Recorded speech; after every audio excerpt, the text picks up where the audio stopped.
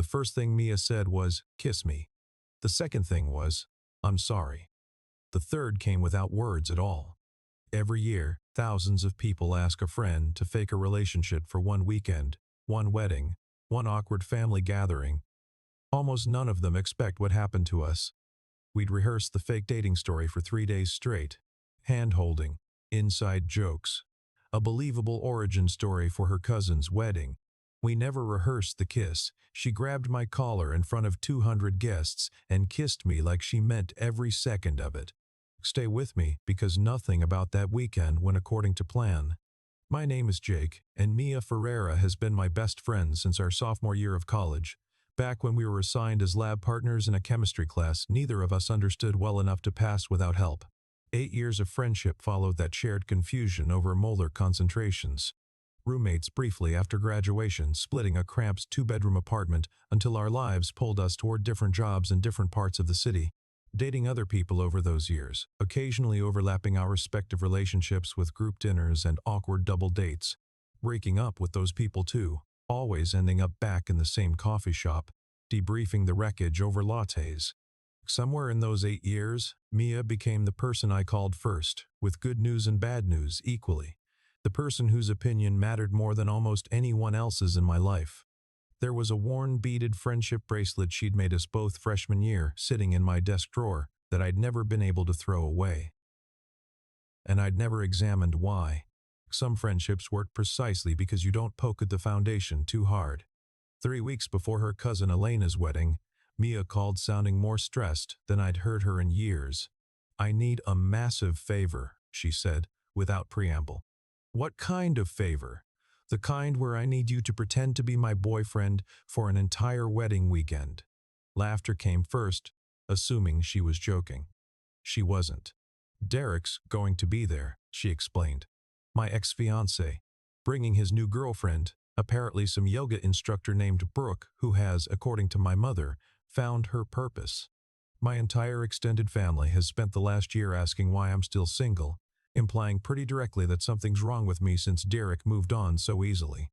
Saying no immediately would have been the sensible choice, but I found myself agreeing before I'd fully considered why the idea made my chest feel strange. "You want me to fake date you for an entire weekend?" I asked, still processing the request.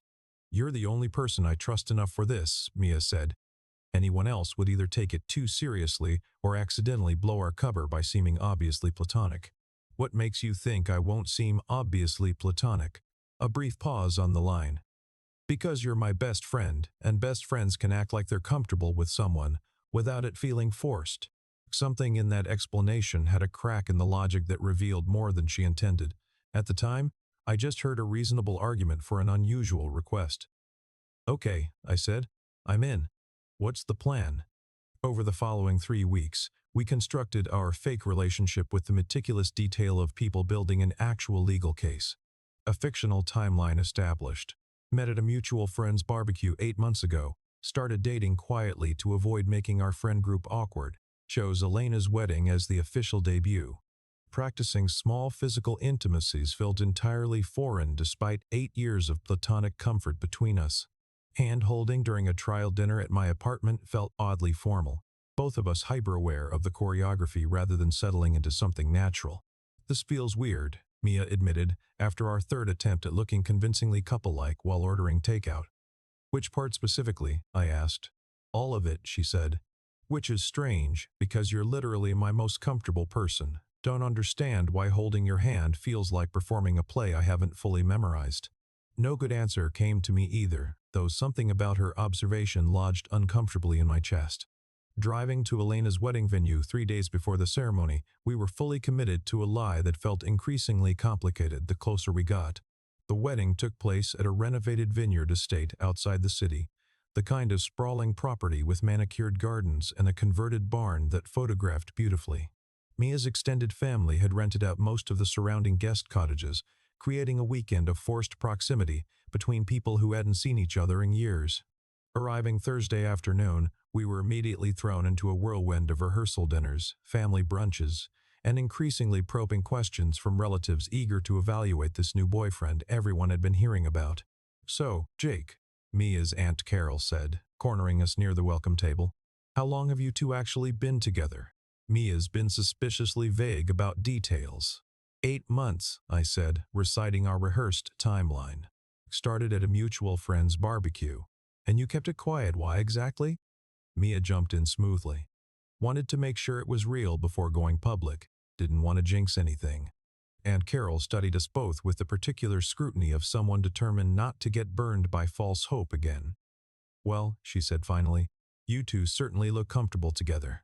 Comfortable was precisely what we've been struggling to convincingly perform. Friday evening brought the rehearsal dinner, smaller than Saturday's ceremony but still populated with enough Ferreira relatives to make our fake relationship feel like a marathon rather than a sprint. Parts of the pretense genuinely surprised me with how naturally they came. Resting my hand on the small of Mia's back while navigating the crowded reception hall, refilling her wineglass without being asked, the kind of attentive small behaviors that apparently read as convincing boyfriend material to everyone watching. You're better at this than I expected, Mia whispered during a lull in family conversation. Should I be offended by that? No, she said, smiling slightly. It's a compliment. Just didn't realize how attentive you actually are. I knew you were a good friend, but this is different. Maybe I've been paying attention this whole time, I said, aiming for lightness. Just never had a reason to demonstrate it this specifically before. Her expression shifted into something more serious than the joke deserved. Jake, she started, then stopped herself, reconsidering whatever she'd been about to say. What? Nothing, she said. Just processing this weird situation we've created for ourselves. A deflection that should have registered as more significant than I let it. Instead, the moment passed, both of us returning to our performance without examining the strange current running beneath our friendship's familiar surface. Saturday morning arrived with the particular chaos that precedes any major wedding, bridesmaids rushing between hair appointments and last-minute alterations, while groomsmen located misplaced cufflinks and rented tuxedo jackets. Serving as a bridesmaid for Elena, Mia disappeared for most of the morning into wedding preparation logistics, leaving me to navigate breakfast alone at the main lodge. You seem quieter than yesterday, Mia's mother, Patricia, observed, settling into the seat across from me with her own plate of breakfast pastries. Everything all right between you and Mia? Everything's fine, I said. Perhaps too quickly. Just processing a lot of new family faces. Patricia studied me with the same assessing quality I'd noticed in Aunt Carol, though her expression carried more genuine warmth underneath the scrutiny. Can I tell you something? She said. Mia's been different since you two started dating. Lighter, somehow. More like the version of herself she was before Derek. Unexpected weight landed in those words. Different how specifically? She laughs more easily, Patricia said. Seems less guarded.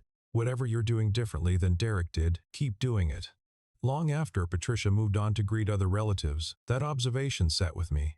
Uncertain how to process praise for a relationship that technically didn't exist yet, somehow produced genuine changes in Mia's demeanor. Was Mia's lightness actually about our fake relationship, or was something else entirely responsible for whatever shift her mother had noticed? The answer arrived by accident that afternoon. Walking past the bridal suite cottage to retrieve a forgotten phone charger, I heard Mia's voice through a partially open window, clearly mid-conversation with someone, her tone carrying an intensity I recognized but couldn't place. I know it's insane, Sophie, Mia was saying, apparently to her sister on speakerphone. I know pretending to date your best friend for a wedding is exactly the kind of thing that ends badly. Frozen near the cottage's exterior wall, I stood unable to make myself walk past without hearing more. The problem, Mia continued, her voice tightening, is that none of it actually feels like pretending anymore. Not the hand-holding, not the compliments, none of it. She said it out loud. Finally, I keep having to remind myself this isn't real, and every time I do, some part of me feels genuinely disappointed by that reminder. My chest tightened, listening to words clearly not meant for my ears.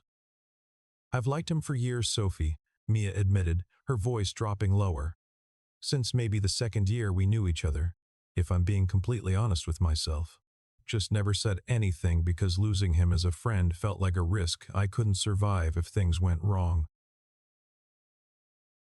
Everything I thought I understood about the past 3 days shifted completely in that moment. So what happens after this weekend? Sophie's voice came through the speaker. You go back to just being friends, pretending none of this happened. I don't know, Mia said, sounding genuinely lost. Jake's never given me any indication he feels the same way. This whole performance has probably just been him doing a favor as a friend, nothing more. Walking away quietly before she could discover I'd overheard anything, my mind raced through years of friendship, searching for moments I'd perhaps misread or underappreciated. The ceremony passed in a blur of vows and tearful family reactions, Elena and her new husband exchanging promises under the vineyard's late afternoon light, while I sat beside Mia, processing information that fundamentally reshaped how I understood everything we built across 8 years. You okay? Mia whispered at one point during the ceremony, noticing my distraction. You seem somewhere else. Just thinking, I said, unable to fully articulate what occupied my thoughts. Into the reception, that distraction followed me, all the way to a moment neither of us had planned for, one that would reveal exactly how much genuine feeling existed beneath our carefully constructed fake relationship. The reception unfolded in the converted barn, string lights strung between exposed wooden beams, tables arranged around a dance floor where Elena and her husband shared their first dance, while 200 guests watched with the emotional openness weddings tend to produce in even the most reserved attendees. Derek arrived partway through cocktail hour, his new girlfriend Brooke beside him, both of them radiating the kind of aggressive happiness that suggested performance rather than genuine ease. Mia, Derek said, approaching our table with Brooke trailing slightly behind him. You look great. This must be Jake. Good to meet you, I said, extending a handshake I didn't particularly want to offer. Derek's grip carried more competitive energy than the greeting warranted. Mia mentioned you two started dating recently. Funny how things work out. Isn't it, Mia said, her tone carrying an edge I rarely heard from her. Brooke, sensing tension she didn't fully understand, offered a bright smile. You two seem really happy together. How long have you been dating? 8 months, Mia said, reciting our rehearsed timeline with more conviction than the lie probably deserved. Derek studied us both with visible skepticism. Funny, Mia never mentioned you during any of our conversations before the divorce finalized. We didn't want to complicate things, I said, jumping into the rehearsed narrative. Mia wanted to keep it private until she felt ready. His expression suggested he wasn't fully convinced, though he apparently lacked sufficient evidence to challenge the story directly. Derek's skepticism resurfaced during the reception's toast portion, when Elena's father called for the entire wedding party to gather near the dance floor for photographs. Couples together, the photographer announced. Let's get some candid shots before the formal ones. Mia and I stood together near the edge of the group, her hand automatically finding mine, the gesture feeling less rehearsed than it had 3 days earlier. Give me something natural, the photographer called out. Look at each other, not the camera, pretend I'm not even here. Around us, other couples fell into easy, unguarded poses built on actual foundation rather than elaborate performance. Turning to look at me, Mia's expression shifted, the careful performance we'd maintained for 3 days suddenly cracking open into something more vulnerable. Jake, she said quietly, just loud enough for me to hear over the ambient reception noise. Can I tell you something, always? She hesitated, glancing briefly at the photographer, then back at me. Need you to know something, regardless of what happens after this. The weight in her voice told me this moment was about to shatter the careful boundary we'd maintained around our fake relationship, and I found myself genuinely uncertain whether I wanted her to stop or continue. This weekend wasn't entirely pretend for me, Mia said, her voice trembling slightly. Don't know how to say this without risking everything, but I think I've had real feelings for you for longer than I've let myself admit. My heart hammered against my ribs, the overheard conversation from earlier suddenly making complete sense. Mia, Before I could finish, she grabbed my collar and kissed me. Not the careful, performed kisses we'd rehearsed for photographs earlier in the weekend. This kiss carried genuine urgency, genuine feeling, the kind of desperate honesty that comes from someone finally releasing years of carefully guarded emotion. The photographer's camera clicked several times in rapid succession, capturing what she assumed was simply an adorable, spontaneous couple moment. When we finally broke apart, Mia's eyes were wide. I'm sorry, she said immediately, panic replacing the vulnerability from moments earlier. I don't know what came over me. That wasn't part of the plan. Before I could respond with anything close to an adequate answer, Derek's voice cut through the surrounding celebration. Wow, Derek said, approaching with Brooke beside him, his tone carrying obvious skepticism. That seemed pretty intense for 8 months of dating. Mia's face flushed, caught between embarrassment and the residual emotion from our kiss. Some relationships just work like that, I said, stepping slightly in front of Mia's obvious discomfort. Not everything needs to follow a predictable timeline.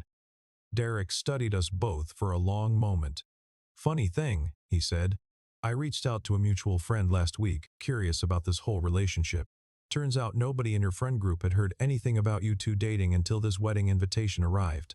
People keep things private for all kinds of reasons, Mia said, though her voice had lost some of its earlier conviction. Sure, Derek said, unconvinced. Or maybe this relationship is exactly as fake as I suspected the moment I saw how rehearsed you two seemed at cocktail hour. Several nearby guests had clearly tuned into the confrontation, creating exactly the public scrutiny Mia had spent 3 days trying to avoid. A decision formed in me in about half a second, uncertain whether it would help or catastrophically worsen the situation, but unwilling to let Derek continue dismantling Mia's narrative in front of her entire extended family. You want the real story? I said, loud enough for the surrounding guests to hear clearly. Fine. We weren't technically dating for 8 months. We started this weekend as a favor because Mia didn't want to face this wedding alone while you paraded your new girlfriend around like a trophy. Gasps rippled through the nearby crowd. Mia's hand found my arm. But somewhere over the past 3 days, I continued, I realized my feelings for her aren't actually pretend at all. Don't know exactly when they started, but they're completely real now, regardless of how this weekend began. The reception area went remarkably quiet around our small gathering. Mia stood completely still beside me, eyes wide, tears threatening at the corners. I watched something cross her face, the particular expression of someone who has spent years waiting to hear exactly those words and still can't quite believe they've arrived. Derek's mouth opened once, then closed. Whatever response he prepared for had clearly not been this one. Without further comment, he retreated with Brooke toward the bar, muttering something about needing a fresh drink. The surrounding guests, initially drawn by potential scandal, offered quiet applause as the tension dissolved into something warmer. You heard my conversation with Sophie, Mia said finally, just between us. I did, I admitted. I wasn't trying to eavesdrop, just couldn't make myself walk away once I realized what you were saying. Mia's mother, Patricia, appeared at our side a few minutes later, her expression carrying more amusement than the situation probably warranted. Well, she said, that was certainly more dramatic than I expected from a simple family wedding. Mom, Mia said, clearly bracing for judgment. I'm sorry we lied about the timeline. Patricia waved off the apology with practiced grace.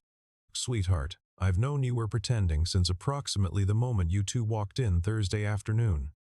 You've never been able to successfully lie to me about anything important. You knew? Mia asked, clearly surprised. Of course I knew, Patricia said.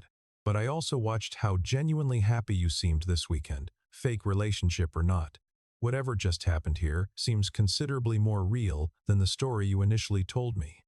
The remainder of the reception passed in a strange, heightened atmosphere, Mia and I navigating genuine unrehearsed conversation for the first time all weekend, no longer performing a relationship, but rather cautiously exploring whatever had just been revealed between us.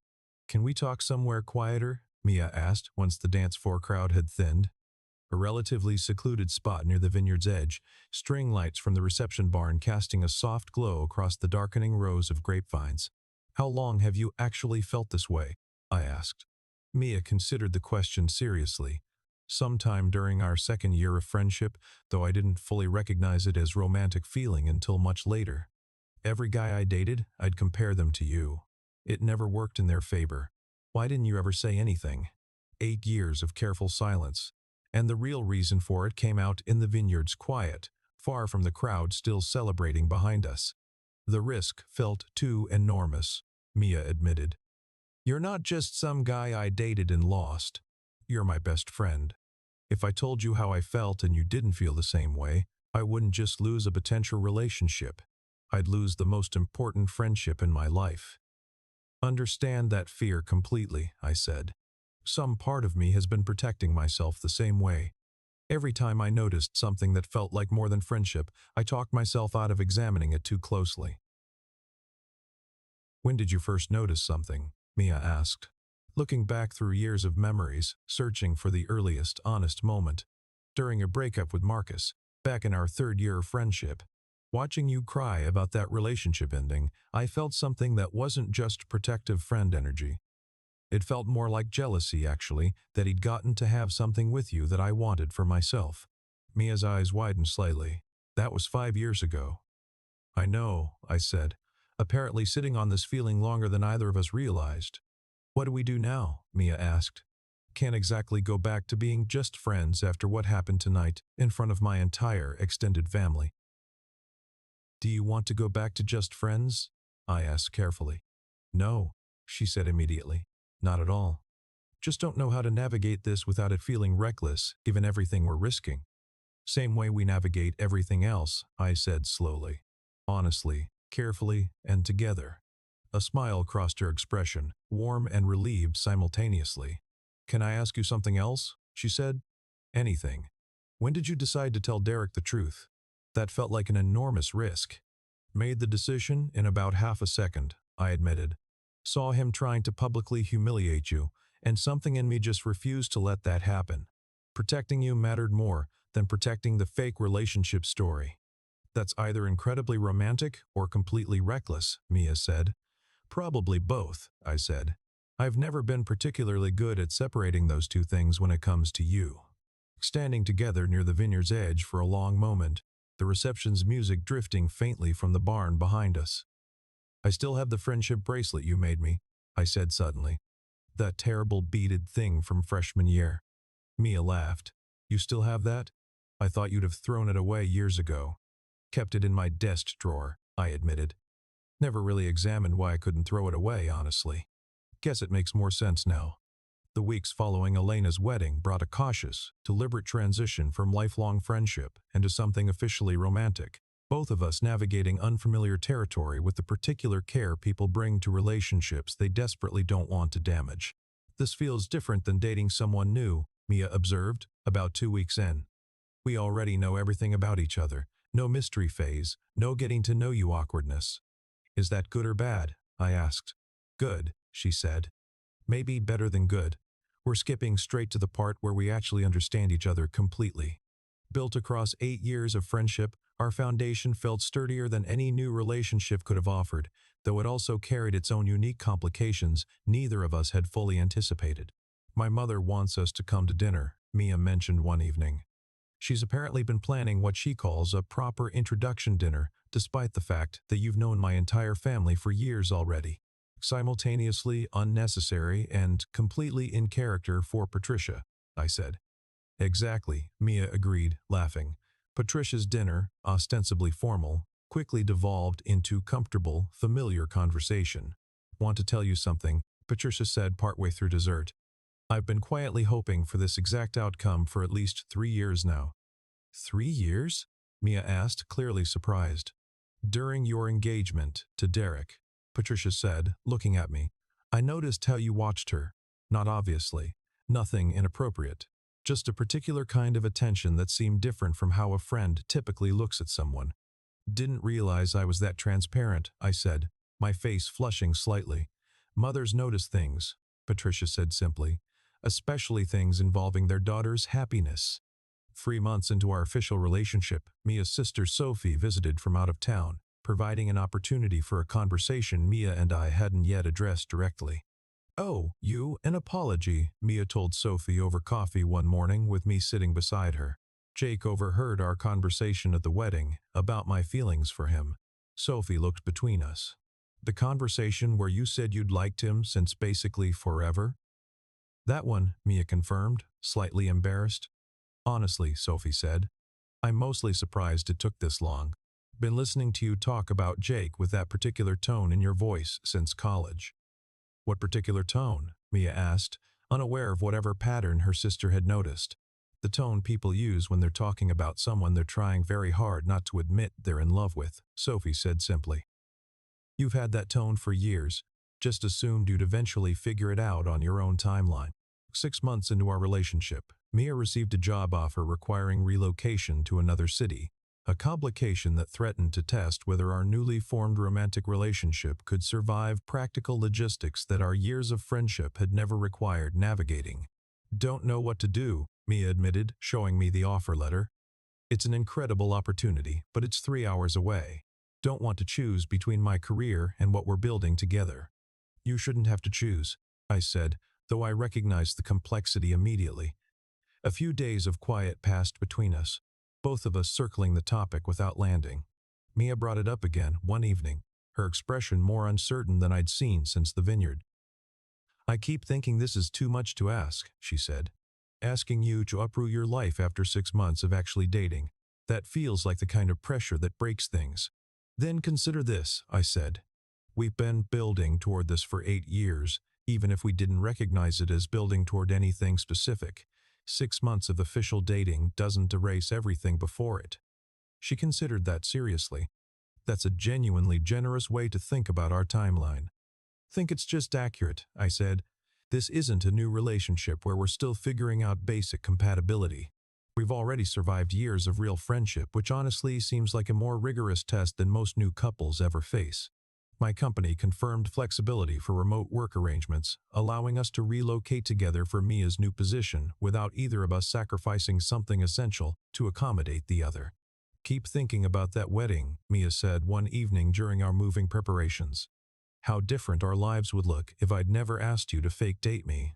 "We probably would have kept dancing around these feelings for years," I said. "Maybe decades, given how good we both apparently were at avoiding the obvious." "Derek accidentally did us a favor," Mia said, laughing. "If he hadn't been so smug about his new relationship, I never would have panicked enough to ask you for that ridiculous favor." "Should we send him a thank you card?" I asked. "Absolutely not," Mia said, laughing harder. "Let's not give him that satisfaction." A year after that wedding, I proposed using the same terrible beaded friendship bracelet, threading a ring onto its worn string in the same coffee shop where we'd spent years debriefing relationship wreckage over lattes. Sometimes the truth hides inside the pretending. If this moved you, tell me where you're watching from tonight, and subscribe, because next week's story about two people who almost missed each other entirely might be the one that breaks you.